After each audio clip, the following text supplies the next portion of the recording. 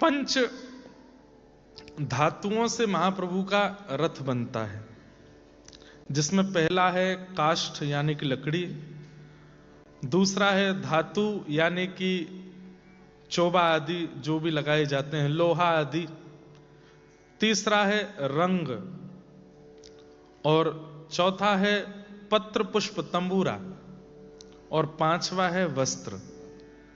महाप्रभु जगन्नाथ जी के रथ का निर्माण वसंत पंचमी से प्रारंभ होता है। सबसे पहले उसमें काष्ठ का प्रयोग, लकड़ी से बनाया जाता है पूरा। फिर दूसरा उसमें धातु लोहा आदि लगाया जाता है, एक से एक दूसरी लकड़ियों में। अच्छा, आज भी वहां पर लकड़ी से लकड़ी को जोड़ने के लिए पुरानी परंपरा है, गड्ढे करके उसमें फंसाते हैं। ऐसा अद्भुत रथ, ध्यान से सुनिएगा रथ के बारे में। काष्ठ से बनता है, फिर उसमें धातु लगती है, दूसरी धातु वस्तु, तीसरी उसमें रंग होता है, बहुत सुंदर रंग बनते हैं। चौथा उसमें पत्र पुष्प आदि से उसको सजाया जाता है।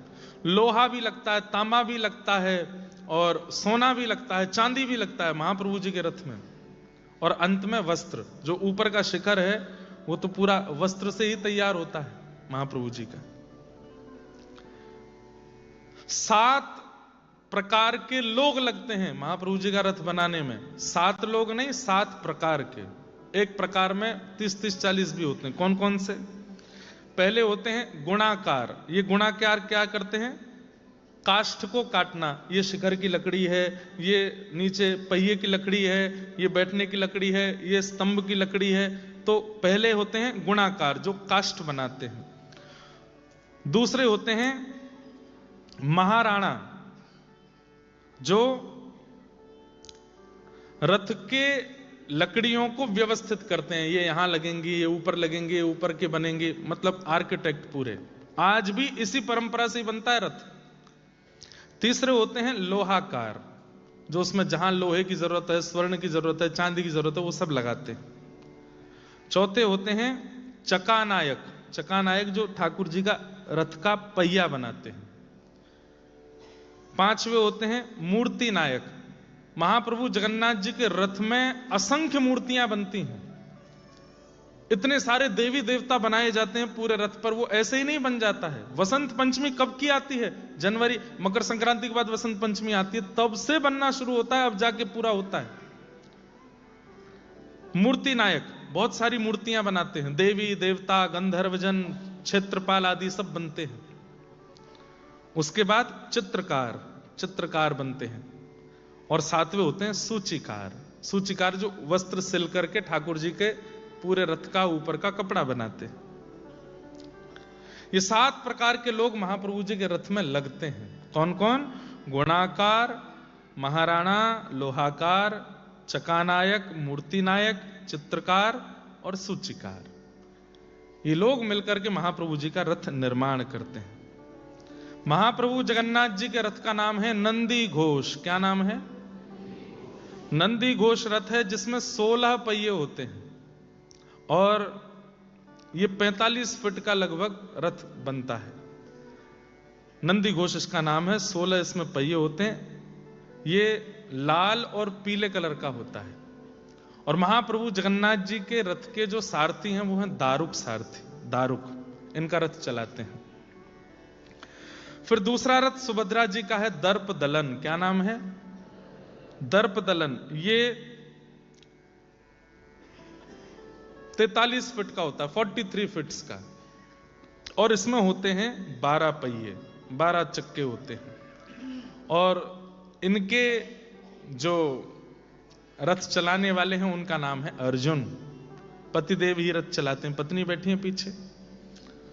तो अर्जुन इनके रथ के चालक होते हैं। इनके घोड़ों के भी नाम हैं। महाप्रभु जी के घोड़े अलग, इनके अलग, इनके अलग। ये होता है लाल और काले कलर का श्री सुभद्रा जी का रथ। और फिर आता है ताल ध्वज। ये बलभद्र जी का रथ है। इसमें 14 पहिए होते हैं और ये भी 45 फीट का होता है। दोनों भैयाओं के बराबर समान। बहन जी का थोड़ा छोटा रथ है। इसमें 14 पहिए होते हैं और इसका जो वर्ण है वो है लाल और हरा। उस रथ में श्री बलभद्र जी चलते और इनका रथ चलाती हैं मालिनी। ये 3 रथ इस प्रकार से चलते हैं। अब इसमें एक बात, शास्त्राज्ञा करते हैं रथ का संकेत क्या है, भगवान क्या सिखाते हैं रथ से। तो 5 धातुओं से रथ का निर्माण होता है, काष्ठ से, रंग से, धातु से, पुष्प पत्रों से और वस्त्र से। ऐसे ही हमारा शरीर भी 5 धातुओं से बनता है। कौन कौन से धातु हैं? पृथ्वी, अग्नि, जल, वायु, आकाश। ये 5 तत्व हैं। लेकिन देखने में भी हमारी पंच तत्व का दर्शन होता है। कौन कौन से? मांस, अंदर हड्डी, रुधिर यानी कि रक्त, चौथा त्वचा और 5वां नख, नाखून। इन 5 तत्वों से शरीर बना। तो महाप्रभु जगन्नाथ जी कह रहे हैं कि भाई रथ तो बन गया, रंग रोगन तो हो गया, वस्त्र तो चढ़ा दिया, उसमें सोना चांदी भी लगा दिया, सब कुछ कर दिया, पर उस रथ की सार्थकता तब होगी जब मैं उसमें जाके बैठूं। ऐसे ही ये शरीर रूपी रथ तो बन गया है। मांस भी बहुत अच्छा है, रक्त भी बहुत अच्छा है, विटामिन भी बहुत खाते हो आप लोग हैं, त्वचा भी बहुत बढ़िया बढ़िया बढ़िया क्या बोलते हैं चीजों का प्रयोग करके बढ़िया कर ली, परफ्यूम भी लगा लिया, वस्त्र भी बहुत अच्छे पहन लिए, रंग रोगन भी अच्छा कर रखा है, एक चीज भी इधर उधर नहीं होती है, सब कुछ बहुत बढ़िया है, जुल्फें भी बहुत बढ़िया हैं। लेकिन मैं यदि तुम्हारे इस रथ में नहीं बैठा हूं शरीर में, तो इस रथ की कोई। एक बार लक्ष्मी जी और ठाकुर जी में छोटी सी लड़ाई हो गई।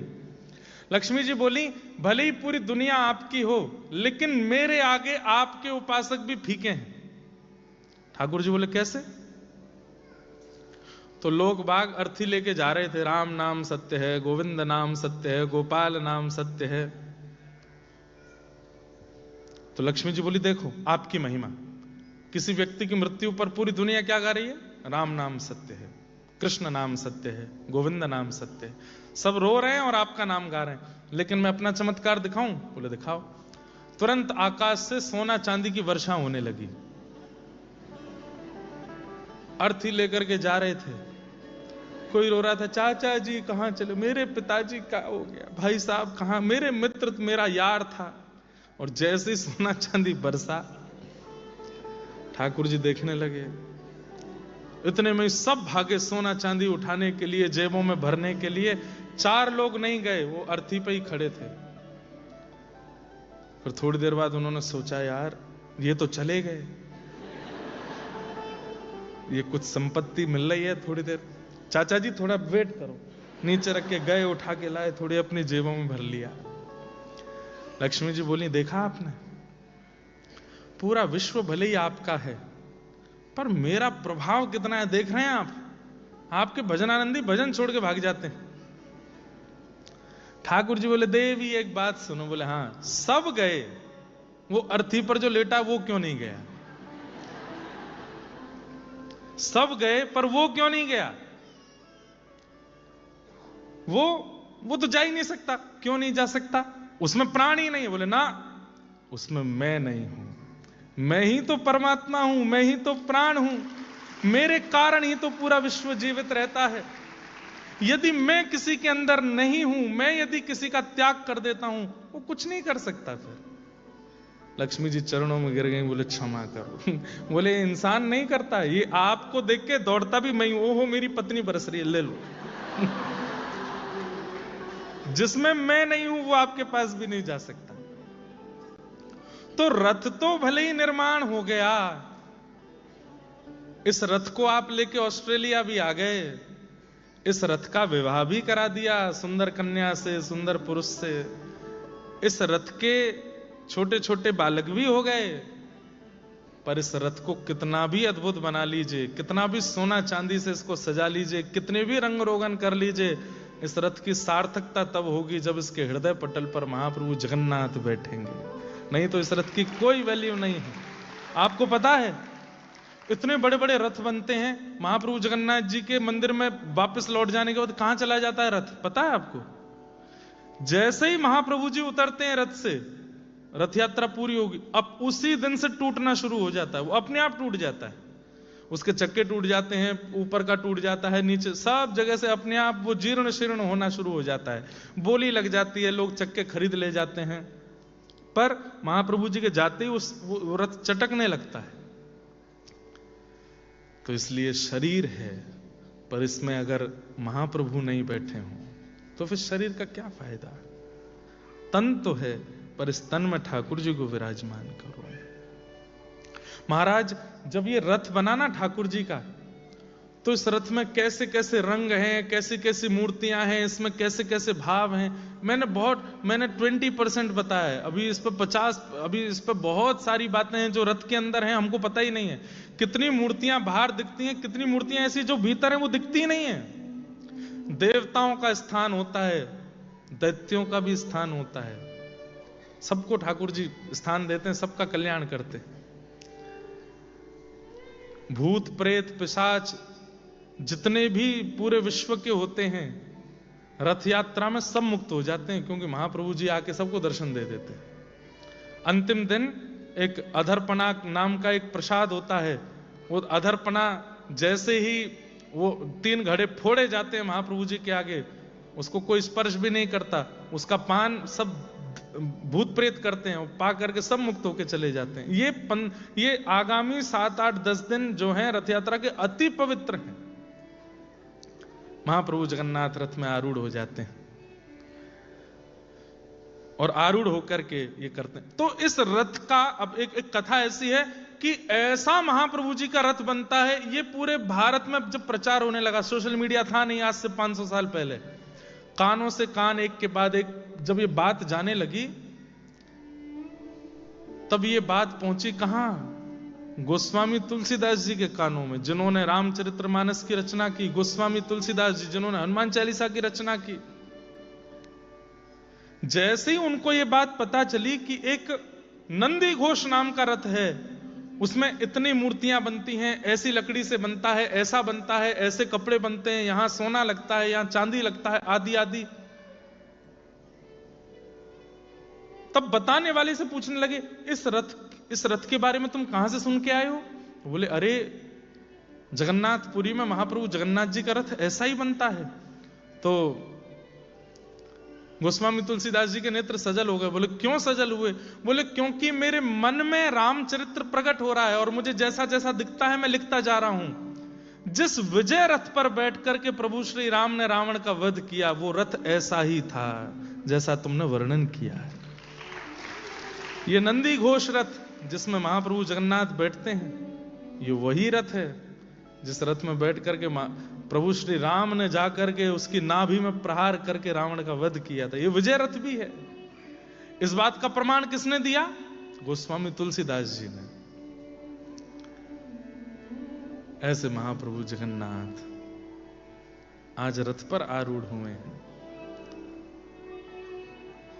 अहे नील शैण प्रबल मत वारण, प्रबल मत वारण, मुआरत नलिनी बनकु कर दलन। अहे नील कहे साल बिग हीन जाति रे मुझवण, कहे साल बिग हीन जाति रे मुझवण, श्रीरंगा चरण तल करु अच्छी अपन। अहे नील शैल। एक मुस्लिम भक्त है महाप्रभु जगन्नाथ का, उसकी मां ब्राह्मणी है पर पिता मुस्लिम है, यवन है। कालबेग जिनके पुत्र सालबेग, लेकिन मां जगन्नाथ जी की इतनी बड़ी भक्त थी कि अपने पुत्र को महाप्रभु जगन्नाथ जी का भक्त बना दिया। आज वो अपने अपने घर की छत पर खड़े होकर के इस स्तुति को गाते हैं और महाप्रभु जगन्नाथ जी का विशाल नंदी घोष रथ रुक जाता है, लाखों लोगों के खींचने पर भी नहीं चलता। तब महाप्रभु जी राजा गजपति को आज्ञा करते हैं कि मेरा एक भक्त मुझे पुकार रहा है, उसके आर्तनाद को सुन के मेरा हृदय बहुत व्यथित हो रहा है, उसको बुलाओ मेरे पास। और तब साल्वेग को बुलाया जाता है। श्री साल्वेग जैसे ही आते हैं, महाप्रभु जगन्नाथ का रथ अपने आप चलने लग जाता है। रथ के ऊपर चढ़ने को किसी की आज्ञा नहीं है। शंकराचार्य जी चढ़ सकते हैं, गजपति महाराज और केवल दैतापति और मंदिर के पुजारी पंडा, बस, और इनके अलावा कोई रथ के ऊपर नहीं जा सकता। लेकिन जैसे ही साल्वेग आया, भगवान ने आज्ञा की इसको ऊपर लेके आओ, मेरे हृदय से लगाओ। साल्वेग ने महाप्रभु जगन्नाथ को हृदय से लगाया और जैसे ही दंडवत प्रणाम किया, बहुत देर हो गई नहीं उठे। पुजारियों ने जैसे ही देखा तो साल्वेग ने अपने प्राण त्याग दिए महाप्रभु जी के चरणों में। छोटे से बालक, आज भी साल्वेग की वहां समाधि है। महाप्रभु जगन्नाथ जी का रथ जैसे ही श्री मंदिर से चलता है, थोड़ी दूर जाके अपने आप रुक जाता है, खींचते रह जाते हैं लोग, नहीं बढ़ता आगे। क्यों? साल्वेग की समाधि है वहां पर। और वहां सब पंडा पुजारी इस पद को गाते हैं, गजराज चिंता काला थाई घोर जले न, गजराज चिंता काला थाई घोर जले न, चक्र पेशी नक्र नासी उधरी लयपन अहे नील। उड़िया भाषा में है, प्रबल मत वारण, प्रबल मत वारण, मुआरत नलिनी बन कुकर दलन अहे नील प्रबल मता वरण, प्रबल मता वरण, मुआरत नलिनी बन कुकर दलन अहे नील। साल्वेग स्तुति गाते हैं और महाप्रभु जगन्नाथ मदमस्त होकर के एक भाव से, निकुंज भाव से तो अब द्वारिका से वृंदावन जा रहे हैं और वास्तविक भाव से इंद्रद्युम्न राजा और गुंडीचा पर कृपा करने जा रहे हैं। ऐसे महाप्रभु जगन्नाथ रथ पर आरूढ़ होकर के निकले। बंधुओं, एक छोटी सी बात और बता दूं। निर्गुण और सगुण दो प्रकार के उपासक होते हैं। निर्गुण उपासक कौन? जो किसी मूर्ति को नहीं मानते, जो किसी भगवान की आकृति को नहीं मानते, जिनके लिए भगवान शून्य है, भगवान निराकार है, निर्गुण है, उनके कोई गुण नहीं, कोई आकृति नहीं, कोई रूप स्वरूप नहीं है। पहले निर्गुण ही थे, निर्गुणी ही थे इस पृथ्वी पर, तब आकृति नहीं थी भगवान की। तब वे सब निर्गुणी बैठ करके भगवान का स्मरण करते थे। उनके लिए भगवान की आकृति क्या है? काला आकाश, अमावस्या की रात्रि जैसी, बस नेत्र बंद करके कुछ नहीं दिखता है, उसी का चिंतन वे करते रहते हैं। यही परमात्मा। एक दिन शब्द सुनाई दिया, मेरे प्रिय भक्तों, तुम मेरा स्मरण तो करते हो, मेरा चिंतन तो करते हो, पर इससे केवल, तानपुरा थोड़ा हल्का, पर इससे केवल तुमको सुख मिलता है, मुझको नहीं मिलता है। तुम मेरा नेत्र बंद करके स्मरण करते हो, जो सिद्धि प्राप्त करना चाहते हो प्राप्त हो जाती है, मुक्ति प्राप्त करना चाहते हो प्राप्त हो जाती है, जो उपलब्धि प्राप्त करना चाहते हो प्राप्त हो जाती है, पर मेरा क्या?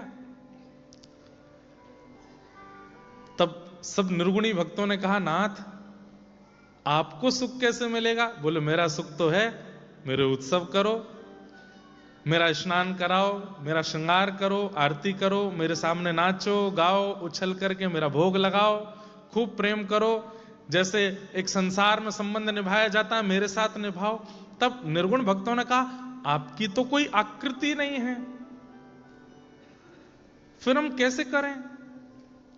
हे नाथ, जब शब्द सुनाई दे रहा है तो इसका मतलब मुख भी है, तो कृपा करके हमें अपने मुख का दर्शन कराओ ना। तब कहते हैं, उस विशाल निर्गुण निराकार ब्रह्म जो सबके चित्त में बैठा था, तो सबसे पहला अधर दिखाई दिया, महाप्रभु जगन्नाथ जी का अधर, वो लाल लाल प्रसन्न मुद्रा का अधर। महाप्रभु जगन्नाथ जी का रूप कैसा है? बिल्कुल काली निशा, और उसमें केवल दो ही चीज दिखती हैं, अधर और नेत्र। तो सबसे पहले अधर दिखाई दिए, अधर देख करके सब निर्गुण निराकारी प्रसन्न हो गए, जय हो, क्या सुंदर अधर हैं ठाकुर जी के। अच्छा, महाप्रभु जगन्नाथ जी के दो ही अंग दिखते हैं ज्यादातर, मुख, अधर और नेत्र। इसका तात्पर्य क्या है? अधर का मतलब, अधर इस बात का प्रमाण है कि ये बोलवे वाले ठाकुर जी हैं, ये बोलते हैं, कोई सुनने वाला चाहिए। कोई सुनने वाला यदि हो तो ये उससे बात करते हैं, ये बोलते हैं ठाकुर जी। अधर का दर्शन करके सब निर्गुण निराकारी भक्त प्रसन्न हो गए। तब कहा कि नाथ, अधर तो दिख गए, पर अधर है, शब्द है, तो हो सकता है नेत्र भी होंगे, कृपा करके अपने कमल नेत्रों का भी दर्शन कराओ। तब सबसे पहले भगवान के चकानयन प्रकट हुए। मतलब इस ब्रह्मांड में यदि ब्रह्म का सबसे प्रथम दर्शन यदि कोई हुआ तो वो महाप्रभु जगन्नाथ जी के रूप में हुआ। सबसे पहले दिखने वाले ठाकुर जी के नेत्र और अधर ऐसे ही थे। इसके बाद कमल नेत्र हो गए, मयूर नेत्र हो गए, कटाक्ष नेत्र हो गए, आदि आदि हो गए, पर सबसे प्रथम दृष्टिगोचर मानवों ने यदि भगवान के रूप को किया तो वो महाप्रभु जगन्नाथ जी का रूप था। अच्छा, महाप्रभु जगन्नाथ जी के नेत्र इतने बड़े बड़े क्यों हैं? तो कहते हैं ठाकुर जी ने अपने नेत्र इतने खोले, अधर हैं, मुख है, बोलने वाले ठाकुर हैं, कोई सुनने वाला चाहिए, और दूसरा नेत्र यानी कि देखने वाले ठाकुर जी हैं। जगन्नाथ जी के दर्शन की प्रधानता कम है, स्वयं को जगन्नाथ जी को दिखाने की प्रधानता जा रहा है। नाथ हम आए, हमें देख लो। आप नहीं देख पाओगे उनको, वो देखते हैं आपको। और कभी महाप्रभु जी का दर्शन करो रथ यात्रा में या स्नान पूर्णिमा पर, पुरी के किसी भी कोने में खड़े हो जाओ जहां से महाप्रभु जी दिख रहे हो, आपको यही लगेगा कि वो आपको देख रहे हैं, उनकी दृष्टि आप पर ही है। भले ही हजारों लोग, लाखों लोग आपके सामने, पर ऐसा लगेगा ये मुझे ही देख रहे हैं। और महाप्रभु जगन्नाथ जी की पलक नहीं है। क्यों नहीं है पलक? बोले कि अगर लोग मेरे दर्शन करने आएंगे, इतनी भीड़ होगी, और कहीं बहुत जल्दी जल्दी में सबको दर्शन करने हो, और एक क्षण के लिए मेरे सामने आया, कहीं उसकी पलक इतनी देर गिर गई और फिर किसी ने धक्का मार के बाहर कर दिया, तो मुझे देख ही नहीं पाएगा। तो इसलिए मेरी पलक नहीं है, तुम मुझे नहीं देख पाओ, मैं तुमको देख लूंगा, मेरी दृष्टि तुम पर पड़ जाएगी। ऐसे महाप्रभु जगन्नाथ। तो ब्रह्मांड में सबसे पहले ब्रह्म के आकृति का यदि दर्शन हुआ तो वो महाप्रभु जगन्नाथ के रूप में हुआ। इसीलिए भाव से गाओ, जगन्नाथ चकानयन